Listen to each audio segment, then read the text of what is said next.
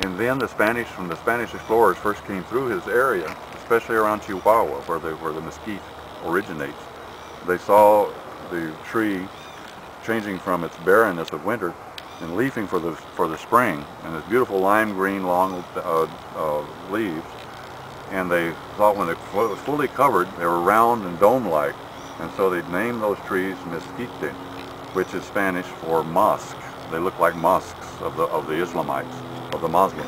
Chole Indian language term for place of the deer.